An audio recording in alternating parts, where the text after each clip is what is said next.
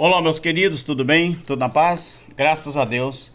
Essa série de vídeo que eu estou usando esse formato é para começar a mostrar para vocês o quão importante é você fazer uma contextualização da Bíblia e você fazer interpretação de texto. Tá bom, meu querido?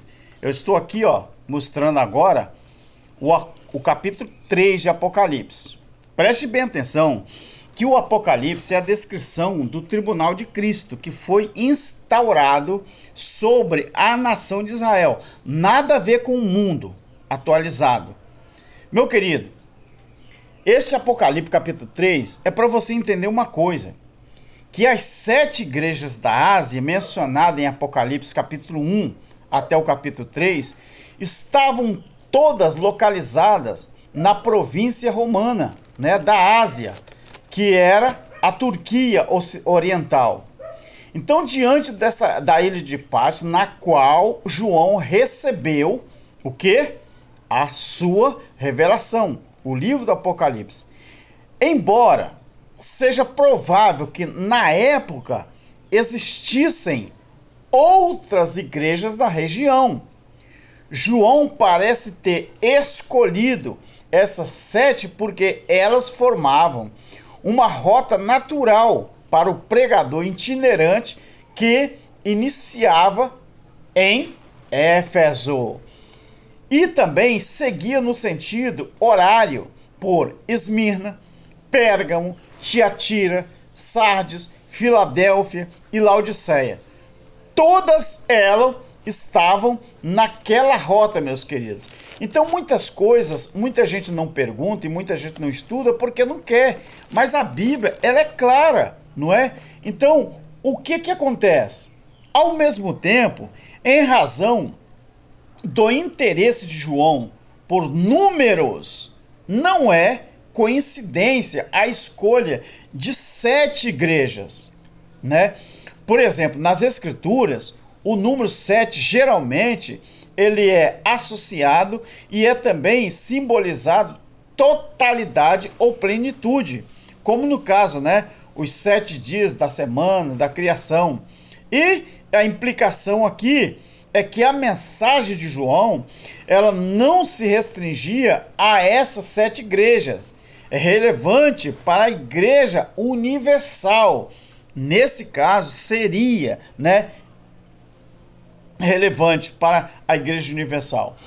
Igreja Universal, não é a Igreja Universal do Reino de Deus, não. A Igreja Universal, as existentes na época. Mas não foi por acaso que ele escolheu as 7. Agora, veja bem, meus queridos. Os esforços têm sido feitos para amarrar as informações contidas, nas 7 mensagens ao ambiente histórico de cada cidade. Por exemplo, na maior parte, a linguagem de João, ela é genérica, não é? E vamos botar um parênteses aqui. E também essas mensagens foram carregadas com imagens do Antigo Testamento. Uma coisa, meu querido, que você não pode esquecer e nem pode passar batido, que muitas vezes João usa uma linguagem genérica que já era do Velho Testamento. Quando ele carrega o livro do Apocalipse, naquelas mensagens, naquelas visões, com imagens do Antigo Testamento. Mas por que isso foi feito? Para permitir uma identificação exata, das coisas. Mas a arqueologia e a história podem lançar luz sobre algumas questões. Primeira questão sobre o livro de Apocalipse é a referência à sinagoga de Satanás. Ali você vai ver capítulo 2, versículo 9 e também 3 e 9. Não é um ataque geral contra o judaísmo. Não foi um ataque geral contra o judaísmo, não. As pessoas precisam saber que aquilo ali foi uma referência aos judeus que denunciavam os cristãos ao governo romano. Por isso, os denunciantes não eram verdadeiros judeus, uma vez que os judeus eram isentos de participar do culto imperial, que era a adoração ao imperador. Então isso abria a possibilidade de os cristãos serem perseguidos por sua não participação.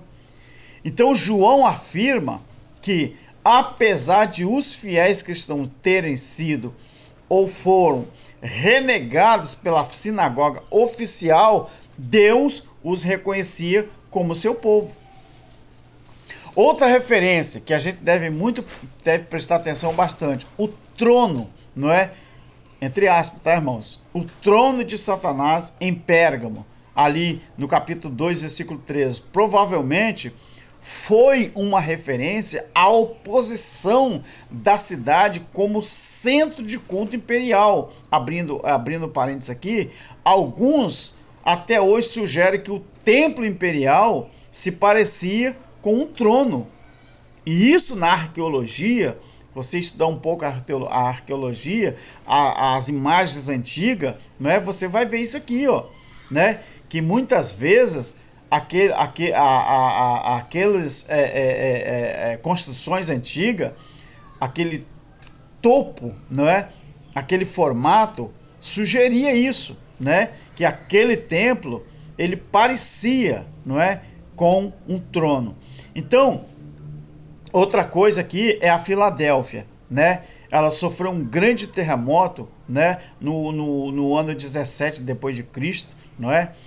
E os danos foram tão graves que o povo teve que se transferir para os arredores da cidade por vários anos. Então a promessa aos filadelfenses, né?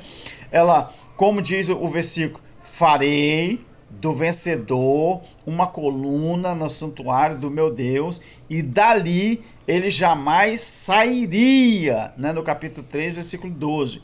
Então teria um significado óbvio à luz desse contexto, não é? Então, esse terremoto, não é, de 17 depois de Cristo, então essa passagem ela se referia a isso, ao vencedor, não é? Até porque as igrejas, as 7 igrejas da Ásia, todas elas eram gentias, nada tinha a ver com o povo judeu, mas eram um tribunal. Apocalipse era um tribunal, não é? E para você fazer um tribunal, você tem que ter o quê?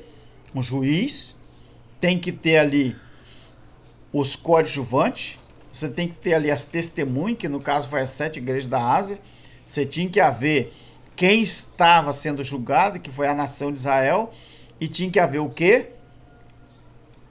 Alguém para bater o martelo, que seria o juiz. E o martelo foi ou não batido? É claro que foi.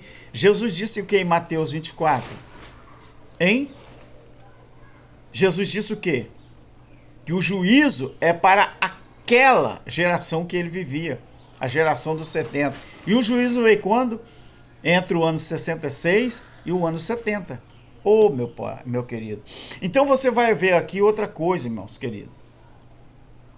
Aqui em Apocalipse capítulo 3, versículo 16, você vai olhar aqui, ó, dá uma olhadinha nisso aqui. Apocalipse capítulo 3, versículo 16. A igreja de Laodiceia, ela foi denunciada pelo quê? Por ser morna. Por ser morna. Nem quente, nem frio. Então, havia fontes termais, né, bem conhecidas em Hierápolis, não é? E apenas 9,7 quilômetros de Laodiceia, né? E um bom suprimento de água fria e corrente nas proximidades de Colossos. Que o suprimento de água potável de Laodiceia, entretanto, parece que era morno e escasso. Então, era um símbolo poderoso da ineficiência eclesiástica daquela congregação. Então, meus queridos, quando você pega a Bíblia, quando você começa a analisar, você começa a estudar, misericórdia, você vai ver que a Bíblia, ela tem vários significados, ela foi feita com linguagem de figura, né? Ela foi feita usando metáforas, símbolos do Antigo Testamento. Então, para você entender o livro do Apocalipse, você tem que estudar realmente bastante, porque do contrário, você não chega a lugar nenhum. Então, é muito importante, né, você compreender a Bíblia. E tudo, meus queridos, tudo apontava, né, para o juízo de Deus. Então, quando chega no Apocalipse, aqui está a descrição do juízo, né? Essa ilha de Patmos, aonde João foi exilado, né? Com apenas 40 quilômetros de circunferência, essa ilha tinha, não é? Patmos, não é? Que era uma pequena ilha, e ela estava distante da costa da Ásia Menor, só cerca de 58 quilômetros a sudeste de Mileto. Agora, o terreno dessa ilha, ele era pobre, era um terreno montanhoso, e o monte, né, Elias, estava nessa ilha, com 243 metros de altitude, que era o ponto mais alto. Então, Patmos era usada como local de exílio durante o período romano. Então, a tradição, né, ela sustenta que o apóstolo João, que era um homem idoso na época, né, já era um homem idoso, que na época foi exilado ali, no 14º ano do reinado do imperador Domiciano, não é? Então, outra coisa, claro que muitos acreditam que foi no reinado de Domiciano, outros acreditam que foi no reinado, né, daquele homem que foi conhecido como o homem da iniquidade, né, a besta do Apocalipse. Então, existe uma tradição que diz que foi no reinado do imperador Domiciano. Agora, como foi nessa ilha que João recebeu sua revelação? Do jeito que está Apocalipse, capítulo 1, 9 ao 10. Então, Patmos, ela é reverenciada por muitos cristãos desde o período romano até o presente. E é interessante que no ano 1088, né, o Cristódolos construiu um mosteiro de São João sobre o sítio da Gruta, né, de João, hoje, né, uma grande biblioteca bizantina, e nesse local, até hoje, né, guarda a obra produzida por muitos monastérios e as igrejas também que existiram em Patmos ao longo dos séculos. Então a ilha mudou de mãos políticas várias vezes ao longo do tempo. Então desde 1947 que ela pertence hoje à Grécia, né, para muita gente que não sabe. Meus queridos, olha só, eu quero te dizer uma coisa. O livro de Apocalipse, ele teve o seu início e teve o seu fim, como outros livros, não é? O livro de Apocalipse. Esse livro, o autor foi João. Então, a tradição, ela entende que se o apóstolo João, que filho de Zebedeu, é autor do evangelho que leva o nome desse apóstolo, hoje, todavia, muitos estudiosos conservadores sustentam o ponto de vista de Dionísio, que foi bispo de Alexandria do século III, de que o livro foi escrito por outro João. Queridos, isso é a tradição, tá? Denominar João. Agora, existe outros que acreditam, né, que o livro ele foi escrito sobre um pseudônimo, que foi falsamente atribuído a João. Você sabe o que é o pseudônimo? É uma pessoa que tem um nome parecido com o outro. E que se tratava de um composto de vários, né, um composto de vários textos. Apesar disso, existem razões históricas e também literárias convincentes para crer que o Apocalipse foi escrito pelo apóstolo João, né? Isso a gente não tem dúvida, né? Do jeito que está registrado em Apocalipse 10.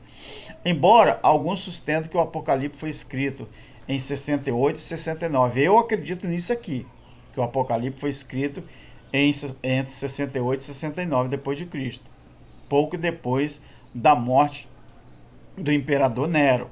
É nisso que eu acredito. Agora, porque a revelação, não é, no final do reinado de Domiciano, não é? Muita gente acredita assim, não é? A maioria acredita numa data próximo do fim do primeiro século. Por exemplo, Irineu, né, que ele falava sobre, ele pregava contra heresias, né? Ele afirma que o apóstolo João teve a sua revelação no final do reinado de Domiciano, que no caso aí já é entre 81 e 96 depois de Cristo. E isso que esse Irineu fala, muitas vezes foi aceito, não é? Até hoje em dia muita gente acredita nisso. E muitos acreditam também que as perseguições promovidas por Domiciano estavam por trás do Apocalipse. Agora, o autor afirma que está escrevendo de Patmos, né? Conforme o capítulo 1, versículo 9. E essa ilha eu já aqui dei as características dela, né? Então, existem as tradições, não é, queridos? Então, nós vamos acreditar no seguinte: esse autor, João, ele fala que estava escrevendo de Patmos, que era essa pequena ilha do mar Egeu, afastada da costa da moderna Turquia hoje, e era usada como colônia penal romana, não é?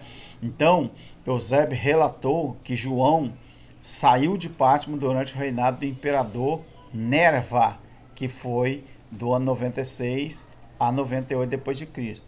Agora, o importante de tudo não é isso que eu falei sobre datas. O importante é que eu creio, você crê, nós cremos que foi antes do juízo, durante o tempo do juízo de Deus contra a nação de Israel. Então, esse livro de Apocalipse, ele foi destinado a quem? Ele foi endereçado às 7 igrejas da Ásia Menor, hoje conhecido como a moderna Turquia, que era Éfeso, Esmina, Pérgamo, Tiatira, Sardes, Filadélfia e Laodiceia. Então, a perseguição romana aos cristãos, não é? Era intensa na época e as falsas doutrinas espalhavam-se pelas igrejas, né? A questão dos fatos culturais, você já sabe que o livro de Apocalipse ele foi escrito numa época em que as autoridades romanas começavam a impor a adoração ao imperador, não é? Você pode ver isso na tradição que fala do culto imperial, né, em Marcos capítulo 12. Então os cristãos afirmavam que Jesus é Senhor, Romanos 10, 9, enfrentavam crescente perseguição e mesmo o martírio, não é? Ali de Apocalipse 2, 13, 6 e 9, o apóstolo João foi exilado nessa ilha de Patmos por causa das suas atividades de missão, né? De missionário, que ele era um cristão.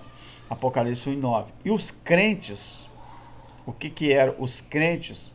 Eram avisados da oposição e da opressão vindoura, né? Apocalipse 2, 10, Apocalipse 3, 10. Alguns cristãos advogam o compromisso com o governo romano. Na época, eles advogaram o compromisso com o governo humano, do jeito que está em Apocalipse 2 e 14, também o verso 14 ou 20. E você vai ver que João escreveu em parte para encorajar os crentes a permanecer firmes nos dias de tentação que estaria por vir. E ele estava descrevendo o juízo. O juízo foi o reino de Deus estabelecido. Pós o juízo, o reino de Deus foi estabelecido. Os perseguidores do Evangelho Eterno, se vocês não acreditam que o reino de Deus foi estabelecido, se vocês não acreditam que Deus está em cada um de nós, por favor, eu peço a vocês com muito conhecimento que vocês dizem que têm. Mas será que está surgindo mais um movimento contra a palavra de Deus? Será que está surgindo mais um movimento daqueles que se diziam defensores da palavra, defensores da graça e agora estão migrando para a perseguição? Será que a história está a se repetir? Já não basta o povo sofrer tanto aí nos templos, na religião, com esse evangelho judaizante? Será que isso não chega? Deus que abençoe. Continua conosco, meus queridos. Vamos continuar estudando e trazendo sempre para você a Bíblia, o que é mais importante. Deus abençoe. Tchau.